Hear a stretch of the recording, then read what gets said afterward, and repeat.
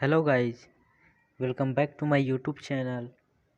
आज हम करने वाले हैं class 9th science chapter number 8 जो हमारा फिजिक्स का पहला चैप्टर है, मोशन। तो इसके प्रीवियस वीडियो में हमने मोशन के बारे में पढ़ा था और उसके बाद हमने देखा था कि इस तरह से मोशन होता है और उसके बारे में डेरिवेशन किया था। और ये हमारा इस चैप्टर का सेकंड पार्ट है जिसमें हम देखेंगे कि वेलोसिटी और एक्सेलरेशन, ये दो प्रकार देखेंगे मोशन के कि इसमें क्या क्या होता है।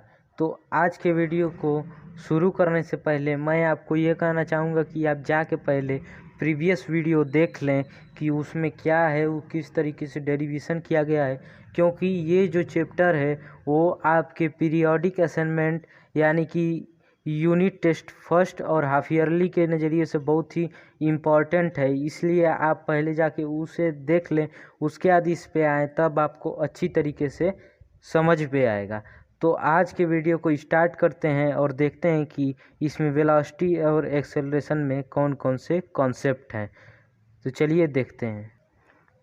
तो इस वीडियो में हम देखते हैं कि पहले कौन से टॉपिक हमें कवर करने हैं। तो यहाँ पे टॉपिक टू बी कवर्ड, तो सबसे पहले हम स्पीड को कवर करेंगे कि स्पीड क्या है, उसके बाद एवरेज स्पीड, उसके बाद वेलोसिटी, उसके बाद एवरेज वेलोसिटी और लास्ट में हमारा आएगा एक्सेलरेशन। ये जितने भी ये टॉपिक दिए गए हैं ये सारे के सारे बहुत इंपॉर्टेंट टॉपिक हैं, क्योंकि इस चैप्टर में कोई भी ऐसी चीज़ नहीं है जिसे रटा जा सके। इस चैप्टर में सभी चीज़ों को समझना ही इम्पॉर्टेंट है, इसलिए हम इसे अच्छी तरीके से समझने की कोशिश करेंगे। तो चलिए सबसे पहले हम लोग एक रिवीजन ले लेते हैं कि पिछले जो वीडियो है उसमें हमने क्या पढ़ा था। तो हमने एक एग्जाम्पल देखा था कि एक आदमी है जो 2:15 पे एक जगह पे है, 2:05 पे भी उसी जगह पे था और 2 बजे भी उसी जगह पे था। तो यहाँ पे हमें ये मालूम चला था वहाँ पे कि ये रेस्ट पे है, क्योंकि ये अपनी पोजीशन चेंज नहीं कर रहा है। और इसका एक्सप्लेनेशन उस वीडियो में हम लोगों ने देखा था। तो जब हमने एक्सप्लेनेशन किया तो हमें मिला कि change of position of a body with respect to time, इस डेफिनीशन से सेटिस्फाई होता है कि मोशन इसी को कहते हैं। जब टाइम के रेस्पेक्ट में पोजीशन चेंज हो किसी बॉडी का, उसे ही हम मोशन कहेंगे। तो अब आगे आते हैं। तो यहाँ पे स्पीड आता है पहला हम लोग का टॉपिक। तो स्पीड से हम लोग क्या समझते हैं, तो सबसे पहले हम लोग इसका फार्मूला देखने के बजाय हम लोग देखेंगे कि स्पीड से हमें क्या समझ आता है। तो स्पीड, मान लीजिए कि यहाँ पे एक बॉक्स है, उस बॉक्स को 200 मीटर आगे ले जाया गया और कुछ टाइम तो लगा होगा उसे, 100 सेकंड मान लीजिए लगा है, 200 मीटर आगे ले जाया गया तो कुछ तो टाइम लगा होगा कि वो 200 मीटर आगे गई। तो यहाँ से मान लीजिए कि हमें 100 सेकंड टाइम लगा है, तो पहले पोजीशन को ए हम मानते हैं और दूसरे पोजीशन को बी मानते हैं। तो इससे हम नोट क्या कर सकते हैं, तो नोट करेंगे speed can never be zero for an object in motion. तो यहाँ पे देख रहे हैं कि जब ये ऑब्जेक्ट मोशन में है, तो मोशन हमने क्या देखा था कि पोजीशन में चेंज को मोशन कहते हैं। तो जब ये ऑब्जेक्ट मोशन में है तो इसका स्पीड कभी भी जीरो नहीं होगा, क्योंकि जब भी पोजीशन में चेंज होगा तब इसमें जो है स्पीड आएगी, क्योंकि पोजीशन में चेंज के लिए स्पीड ज़रूरी है। तो यहाँ पे जो ये रफ्तार से इधर गया उसी को हमें खोजना है। तो यहाँ पे हम लोग बहुत ही छोटी क्लास से पढ़ते आ रहे हैं, speed is equal to distance upon time. तो यहीं पे फार्मूला लगाएंगे तो हमें मिलेगा 0 0 कट जाएगा, तो यहाँ पे हमें मिल जाएगा 2 मीटर पर सेकेंड।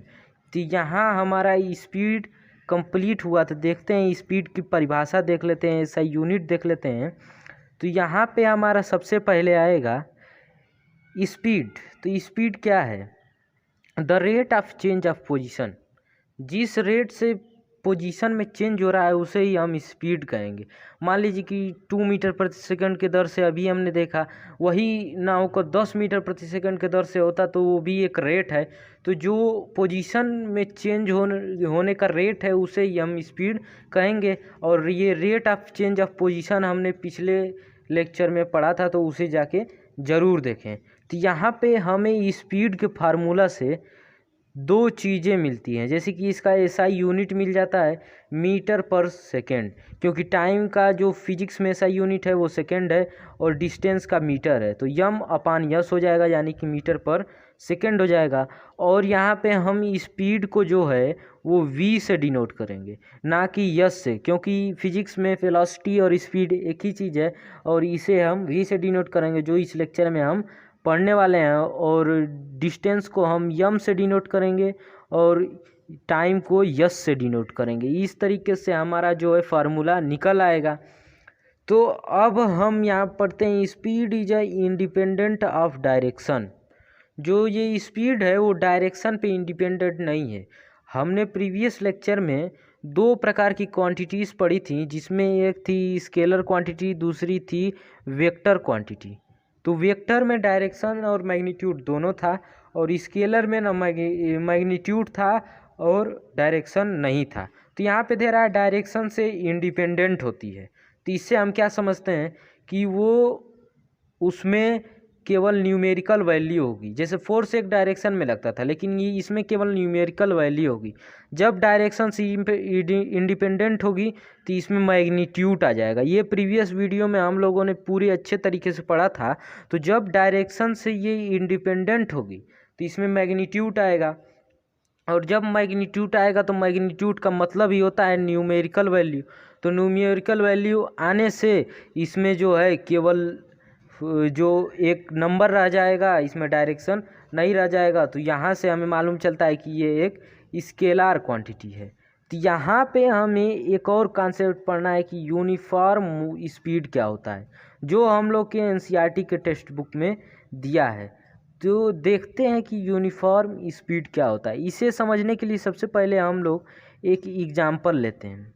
जैसे मान लीजिए कि ये कोई आदमी है, इसे ए नाम दिया गया है और ए पोजीशन से ये दौड़ना शुरू किया और बी पोजीशन तक दौड़ा। तो ए से बी तक की जो दूरी थी वो हमें 100 मीटर मिली और जो वो टाइम लिया वो हमें 10 सेकंड मिला। 100 मीटर कवर करने के लिए हमें 10 सेकंड टाइम मिला।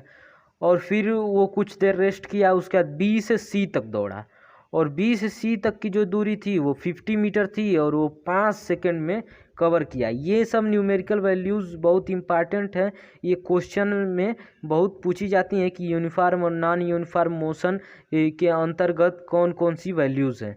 तो यहाँ पे सी पे भी थोड़ी देर रुका, उसका डी तक दौड़ा, तो डी तक 200 मीटर था, 200 मीटर वो 20 सेकंड में कवर किया। तो अब हमें यहाँ पे बताना है कि ये यूनिफॉर्म मोशन है कि नहीं है। तो यूनिफॉर्म मोशन निकालने का सबसे बढ़िया ये तरीका है कि जितना भी बीच में डिस्टेंस दिया है उसको सबसे पहले स्पीड निकालें। तो ये ए से बी पॉइंट की अगर हम स्पीड निकालें तो हमें 10 मीटर पर सेकंड मिलेगा, और बी से अगर सी पॉइंट की स्पीड निकालें तब भी हमें 10 मीटर पर सेकंड मिलेगा, और सी और डी का स्पीड निकालें तब भी हमें 10 मीटर पर सेकंड मिलेगा। तो यहाँ से हमें मालूम चल रहा है कि ये जितना भी स्पीड कवर किया है सब में हमें 10 मीटर पर सेकंड मिल रहा है, कि इतने ही रफ्तार से वो दौड़ रहा है।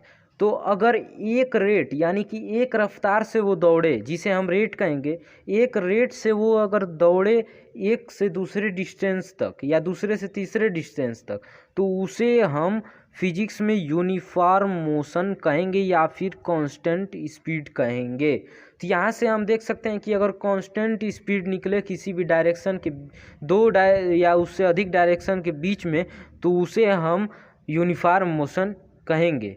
तो यहाँ पे हमारा यूनिफॉर्म मोशन वाला टॉपिक कंप्लीट होता है। तो अब हम देख लेते हैं कि यूनिफॉर्म और नॉन यूनिफॉर्म मोशन में क्या परिभाषा है इसकी। तो सबसे पहले यूनिफॉर्म मोशन की परिभाषा देखते हैं। तो इसमें दे रहा है the object cover equal distance in equal interval of time. तो यहाँ पे एक समझने वाली बात यह है कि बोला equal distance in equal interval of time, यानी कि इक्वल डिस्टेंस कवर कर रहा है और इक्वल इंटरवल ऑफ टाइम में, जिससे हमें पता चलता है कि उसकी स्पीड कांस्टेंट होगी, क्योंकि अगर इक्वल डिस्टेंस और इक्वल टाइम में कवर करेगा तो ऑटोमेटिक उसके फार्मूले से उसकी स्पीड कांस्टेंट आ जाएगी। तो इस परिभाषा से हमें मालूम चलता है कि ये हमारा यूनिफॉर्म मोशन होगा। अब अगले टॉपिक पे आते हैं जो है हमारा नॉन यूनिफॉर्म मोशन। तो इसके परिभाषा में दे रहा है the object cover unequal distance in equal interval of time. जो ये ऑब्जेक्ट है वो अनइक्वल डिस्टेंस, यानी कि कोई भी डिस्टेंस कवर कर रहा है इक्वल इंटरवल या अनइक्वल इंटरवल ऑफ टाइम में, तो उसे हम नॉन यूनिफॉर्म मोशन कहेंगे, क्योंकि उसके स्पीड के फार्मूले पे रखने पे उसका दो जो डिस्टेंस कवर किया रहेगा वो उसकी स्पीड कांस्टेंट नहीं आएगी, इसलिए हम उसे नॉन यूनिफॉर्म मोशन कहेंगे।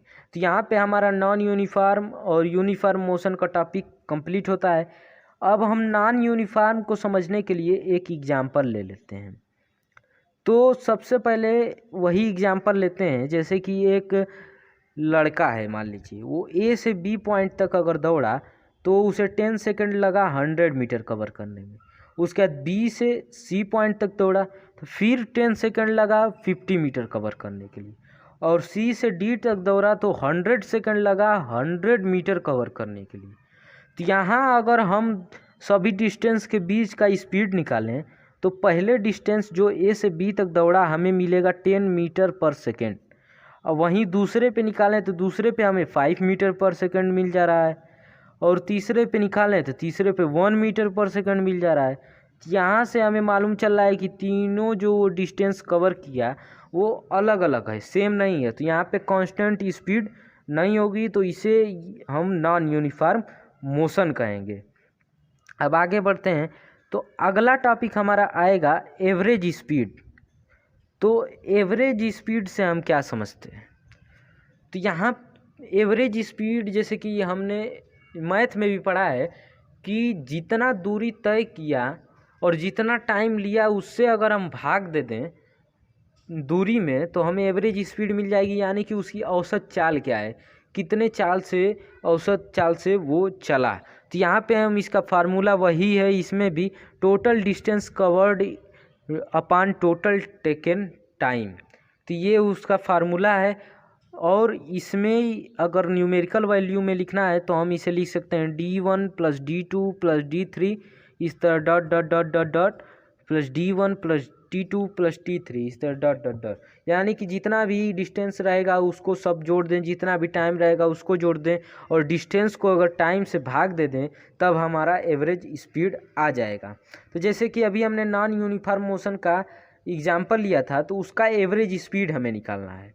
तो उसने पहले डिस्टेंस को कवर करने के लिए 10 सेकंड लिया, दूसरे डिस्टेंस को कवर करने के लिए भी 10 सेकंड लिया, तीसरे डिस्टेंस को कवर करने के लिए 100 सेकंड लिया, और पहला उसने डिस्टेंस 100 मीटर कवर किया, दूसरा 50 मीटर और तीसरा 100 मीटर। तो यहाँ अगर हम सबको जोड़ें तो हमें 250 मीटर मिलेगा और 120 सेकंड्स मिलेगा। तो अगर हम 250 को 120 से डिवाइड करते हैं तो 0 कट जाएगा और हमें 25/12 मीटर पर सेकंड मिल जाएगा। तो इस तरीके से हमने एक इक्वेशन भी कर लिया कि एवरेज स्पीड कैसे निकालते हैं। तो अब अगले टॉपिक पे आते हैं, जो हमारा अगला टॉपिक है वेलोसिटी। वेलोसिटी एक इस चैप्टर का इम्पॉर्टेंट टॉपिक है, तो इस पे थोड़ा ध्यान दीजिएगा। तो इसमें हमें दो चीज़ पढ़ना है, जैसे कि the rate of change of position in a specific direction. तो यहाँ हमें क्वांटिटी पे ध्यान रखना है। जैसे ही आप डायरेक्शन डिपेंडेंट या डायरेक्शन पे निर्भर देखें तो तुरंत दिमाग जाना चाहिए कि ये वेक्टर क्वांटिटी होगी, और डायरेक्शन इंडिपेंडेंट देखें या फिर मैग्नीट्यूड डिपेंडेंट देखें तो तुरंत दिमाग जाना चाहिए कि स्केलर क्वांटिटी होगी। तो यहाँ पे दे रहा है स्पेसिफिक डायरेक्शन पे, तो यहाँ हमें यहीं से मालूम चल जाएगा कि ये वेक्टर क्वांटिटी होगी। तो सबसे पहले हम इसकी जो डेफिनेशन है वो देख लेते हैं। तो दे रहा है the rate of change of position in a specific direction, यानी कि जो रेट ऑफ चेंज है पोजीशन है, जो एवरेज स्पीड भी कह सकते हैं, जो पोजीशन है चेंज होने का, एक डायरेक्शन होगा उसका रेट होगा। जैसे मान लीजिए कि 100 मीटर उसका एक डिस्टेंस है और उसने 10 सेकेंड में कवर किया, तो जो इसका रेट होगा, इसका रेट होगा 10 मीटर पर सेकेंड। तो यहाँ पे हमें ये 10 मीटर पर सेकेंड जो रेट मिला और ये एक डायरेक्शन में ही जाएगा, तो इसे हम वेलोसिटी कहेंगे। अब आगे दे रहा है it is a speed in given direction, यानी कि ये गिवन डायरेक्शन दिया हुआ होता है। जब भी क्वेश्चन इससे पूछेगा तो ये जरूर देगा कि ये किस डायरेक्शन में। अगर डायरेक्शन नहीं देगा तो हमें एक स्पेसिफिक डायरेक्शन मानना है जहाँ पे दूसरा ऑब्जेक्ट हो, तो एक डायरेक्शन में मानेंगे। अगर वो उस डायरेक्शन के अपोजिट जाने लगा तो वो माइनस में हो जाएगा। तो यहाँ से हमारा एक कॉन्सेप्ट क्लियर हुआ। तो जो इसका एसआई यूनिट होता है वो मीटर पर सेकेंड होता है। तो ये स्पीड और इसका एसआई यूनिट जो है वो इक्वल है। ऐसा क्यों?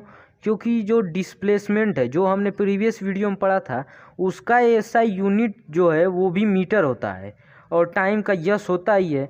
इसलिए जब मान लीजिए कि यहाँ पे एक है और यहाँ पे एक है, तो वन कट जाएगा, तो यहाँ पे हमें मीटर पर सेकेंड मिल जाएगा।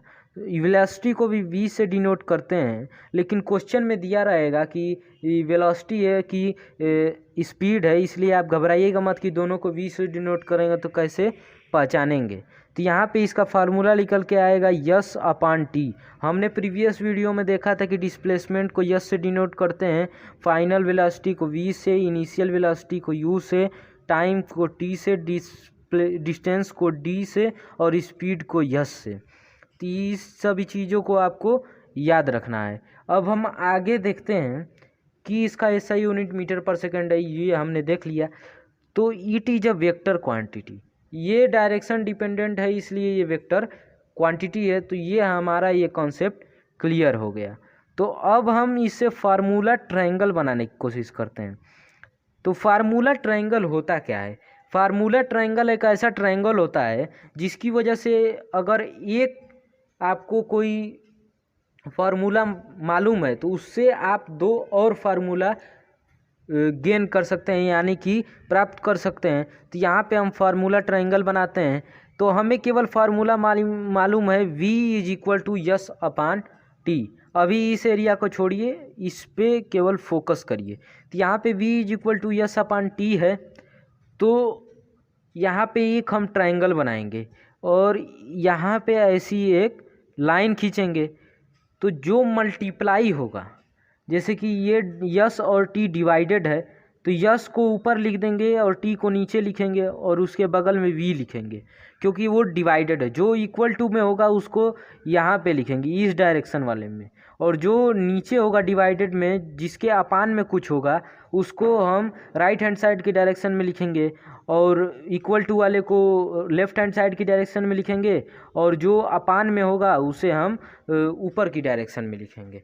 तो यहाँ से जो है बीच में हम एक डिवाइड का चिन्ह लगाएंगे ऊपर और नीचे दोनों में, जो ऊपर है दोनों साइड में, और इसके बीच में इनटू का चिन्ह लगाएंगे। तो यहाँ से अगर हम फार्मूला डेराइव करें तो मान लीजिए कि हमें v का फार्मूला निकालना है। तो यस और t के बीच में अगर एक लाइन खींचें तो उसके बीच में हमें डिवाइड का मार्क मिल रहा है। तो यहाँ से हमें एक फार्मूला मिलेगा v equal to s divided by t, या फिर v equal to s upon t. तो यहाँ से एक फार्मूला मिला हमें, और वही मान लीजिए हमें t का निकालना है।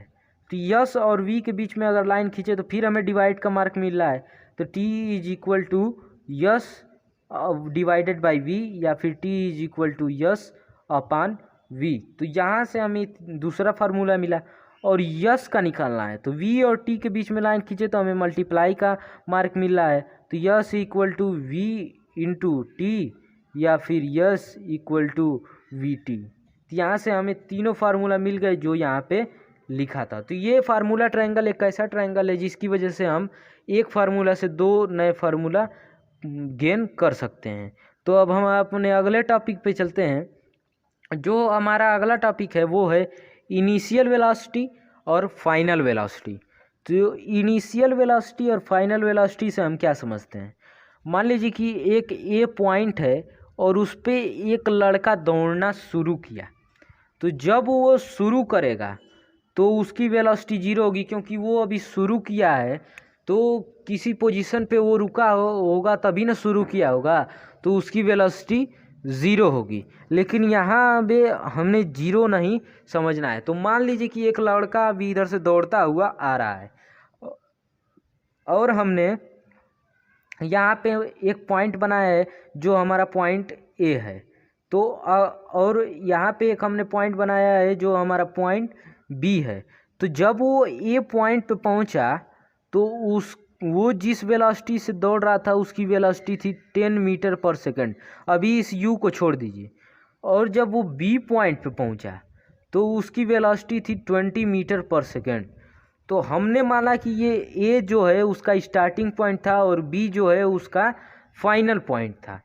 तो जब वो ए पे पहुंचा तो उसकी वेलोसिटी जो 10 मीटर पर सेकंड थी वो उसकी इनिशियल यानी कि सबसे पहली वेलोसिटी थी, क्योंकि हमने ए को पहला पॉइंट माना है।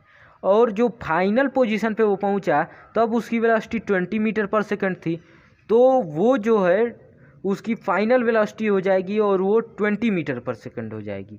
तो यहाँ से इसे आप समझिएगा, ज़रूर हो सके तो वीडियो को रिवाइंड करके समझिए, क्योंकि यहाँ पे इनिशियल और फाइनल का कॉन्सेप्ट क्लियर होना ज़रूरी है। तो इस तरीके से दो पॉइंट पे जो हमारा मिलेगा, पहले पॉइंट पे जो हमारा वेलोसिटी मिलेगा उसे इनिशियल, और जो फाइनल पॉइंट पे मिलेगा उसे फाइनल वेलोसिटी कहेंगे। तो यहाँ पे दो प्रकार की फाइनल वेलोसिटी है। तो हम u को 10 मीटर पर सेकेंड और v को 20 मीटर पर सेकेंड लिखेंगे। तो यहाँ से हमें इनिशियल मिल जाएगा और यहाँ पे फाइनल मिल जाएगा। तो यहाँ पे डिनोशन का मार्क याद रखिएगा, u is equal to initial और v is equal to final. तो यहाँ से हमारा दो कॉन्सेप्ट क्लियर हुआ, इनिशियल और फाइनल वेलोसिटी क्या होती है। अब हम आते हैं अपने एवरेज वेलोसिटी के कॉन्सेप्ट पे। तो जैसे वही जो अभी हमने एग्जाम्पल लिया उसी को ले लेते हैं। तो यहाँ पे एवरेज वेलोसिटी का फार्मूला समझ लीजिए कि जो एवरेज वेलोसिटी का फार्मूला है वो है v + u/2। अभी ये कहाँ से आया, इसका डेरिवेशन हम लोग ग्राफ के मोशन में करेंगे थोड़ा सा, क्योंकि इसे जानना उतना महत्वपूर्ण नहीं है, इसका बस हमें फार्मूला जानना है। तो यहाँ से अगर हम जोड़ें तो जब उसका फाइनल वेलोसिटी यानी कि u हमने 20 मीटर पर सेकंड लिया और इनिशियल वाला वेलोसिटी 10 मीटर पर सेकंड लिया, और उसका टाइम जो था वो माफ़ कीजिएगा उसको 2 से डिवाइड करना है। तो जब हम 2 से डिवाइड करेंगे तो सबसे पहले इसे जोड़ेंगे, तो जब हम इसे जोड़ेंगे तो हमें 30 मिलेगा, 30/2 रहेगा, तो हमें इसका एवरेज वेलोसिटी मिल जाएगा 10 मीटर पर सेकेंड। तो यहाँ से हमें इसका एवरेज वेलोसिटी मिल गया। तो अब हम अगले पॉइंट पे चलते हैं। जो हमारा अगला पॉइंट है वो है फाइनल और इनिशियल वेलोसिटी को एक बार और क्लियर कर लेते हैं। तो यहाँ पे 3 पॉइंट दिया है, पहला पॉइंट यहाँ है, दूसरा पॉइंट यहाँ है। तो ए पॉइंट से पहले वो बी पॉइंट पे गया और बी पॉइंट से पहले वो सी पॉइंट पे गया। यहाँ कॉन्सेप्ट पे ध्यान दीजिएगा कि ए से पहले वो बी पे गया, तो जो ए का पोजीशन होगा उसे हम यू मानेंगे, जो उसका ए का पोजीशन होगा उसे यू यानी कि इनिशियल वेलोसिटी मानेंगे, और वो वी पे पहुंचा तो उसे वी यानी कि फाइनल वेलोसिटी मानेंगे, क्योंकि वो ए से स्टार्ट कर चुका था। जब वो कहीं पोजीशन से स्टार्ट कर चुका होगा तो जिस पोजीशन से स्टार्ट किया होगा उसे हम इनिशियल, और जिस पोजीशन पे पहुंचेगा भले उस पोजीशन पे पहुंच जाए और उससे आगे भी निकल जाए, लेकिन जो पोजीशन रहेगा उस पे जब पहुंचा होगा तब उसका जो वेलोसिटी होगा उसे हम v मानेंगे।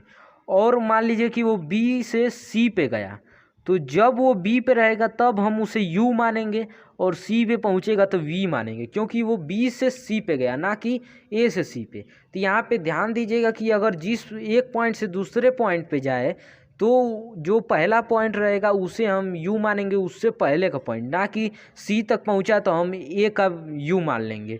हम b का u मानेंगे क्योंकि वहाँ b से वो c तक पहुंचा है तो जो उसके पहले का पॉइंट रहेगा उसे हम u और c को हम v मानेंगे। अब वहीं अगर दूसरा केस आ जाए, डायरेक्ट a से c तक पहुंच जाए, तो वो b पे नहीं रुका है, तो उसका जो a का पोजीशन रहेगा उसे हम u मानेंगे और जो c का पोजीशन रहेगा उसे हम v मानेंगे, क्योंकि वो बीच में कहीं नहीं रुका है। तो यहाँ से ये कॉन्सेप्ट आपको समझना ज़रूरी है। तो यहाँ हमारा ये कॉन्सेप्ट क्लियर होता है। अब हमारा ये आखिरी कॉन्सेप्ट आता है जो है एक्सेलरेशन। तो एक्सेलरेशन से हम क्या समझते हैं, तो यहाँ पे दिया है इसका डेफिनेशन कि the rate of change of velocity, यानी कि वेलोसिटी में कितने रेट से चेंज हो रहा है उसे ही हम एक्सेलरेशन कहेंगे।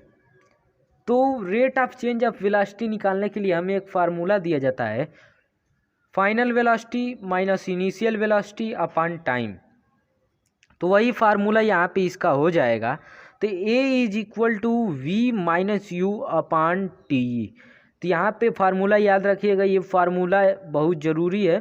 तो जैसे अभी पहले हमने एग्जांपल लिया, तो 20 मान लीजिए उसका फाइनल वेलोसिटी है, 10 उसका इनिशियल वेलोसिटी है, और 5 सेकंड ले रहा है वो कवर करने के लिए। जो 10 से 20 तक का डिस्टेंस है, वो ए पॉइंट से बी पॉइंट तक का डिस्टेंस है। मान लीजिए ये बी पॉइंट है क्योंकि ये फाइनल है, और ये ए पॉइंट है क्योंकि ये इनिशियल है। तो इसके बीच का जो डिस्टेंस रहेगा उसे कवर करने में वो 5 सेकंड ले रहा है। तो यहाँ से हमें माइनस करेंगे तो 10/5 मिलेगा, और एक्सेलरेशन मिल जाएगा हमें 2 मीटर पर सेकंड स्क्वायर। तो यहाँ से याद रखिएगा जो इसका एसआई यूनिट होता है वो मीटर पर सेकंड स्क्वायर में होता है, और ये वेक्टर क्वांटिटी है क्योंकि ये डायरेक्शन पे डिपेंडेंट होती है।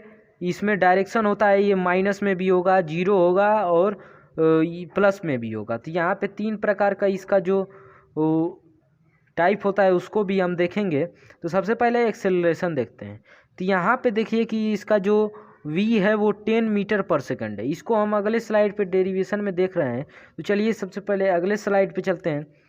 तो यहाँ पे इसका हम मान लेते हैं कि ये जो है ये फाइनल पोजीशन है, और यहाँ तक इसे पहुँचना है। तो ये इधर भाग रहा है, तब तो ये प्लस में रहेगा, प्लस इसका माइनस रहेगा क्योंकि ये अपने फाइनल पोजीशन की तरफ जा रहा है। अब वहीं वो अगर विपरीत जाने लगे तब माइनस में हो जाएगा क्योंकि ये फाइनल पोजीशन से दूसरी दिशा में जा रहा है। तो यहाँ पे 2 प्रकार का इनिशियल वेलोसिटी हो सकता है, जो है प्लस इनिशियल वेलोसिटी और माइनस इनिशियल वेलोसिटी।